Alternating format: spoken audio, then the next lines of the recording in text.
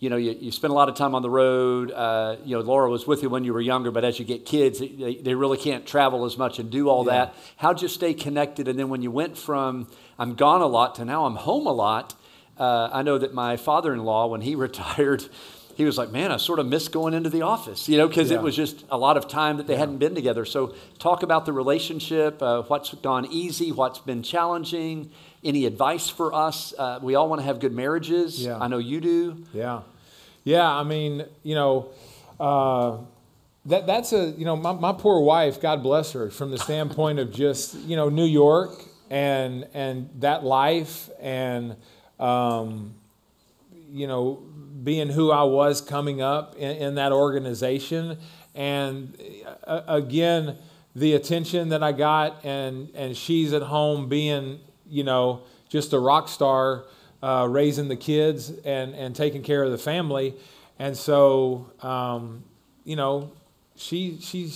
her faith carried her through that, right? Like it wasn't easy. My first year in the big leagues, I was in a hotel room and I was going down, trying to make phone calls with my roommate where he's calling his wife and I'm calling my wife, and we're trying to get to a phone where you can, make a call, and, she's talking to me about the kids and if they're doing stuff good or how horrible Josh was being or if he was going to be, good or bad. But, I want to be a great husband, and it's not an easy thing, for me to do a lot of times in my relationship with Laura. I'll just flat out admit that to you. I'm not as sensitive as I need to be sometimes when she needs sensitivity. And I'm constantly, if there's something I'm asking God to help me with, is the things that my wife needs, is like, Lord, show me and help me to be able to handle this and to show her what she needs. Because,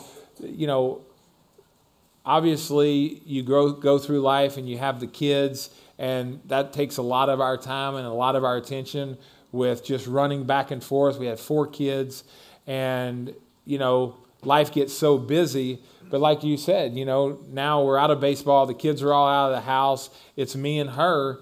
And, there's a lot of stuff that gets thrown at you. There's a lot of stuff that life throws at you. We're getting at an age where, I know there was some low points, but I would love just for y'all to hear this. During COVID, we lost Laura's parents both on the same day.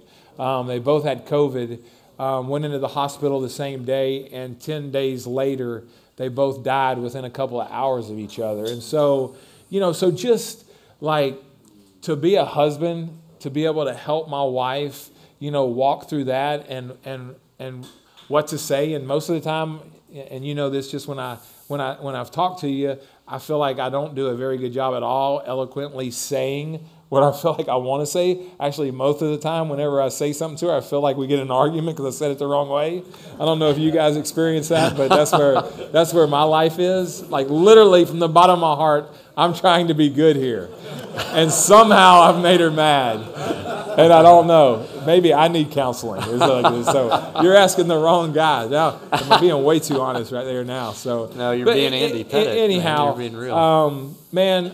But I can honestly tell you, look, I ask God to help me to be the kind of husband that I need to be and that I want to be. And I love my wife literally more today, from the bottom of my heart, more today than I did on the day I met her. I really do.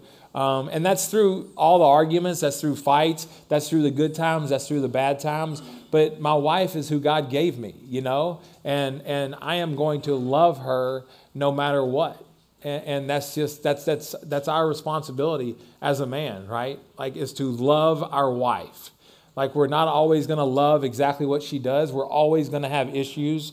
We're not perfect people, but it's God wants us to love our wives through thick and thin, no matter what, And so I feel like now I'm rambling a little bit, but that would be the best advice that I could give, I guess.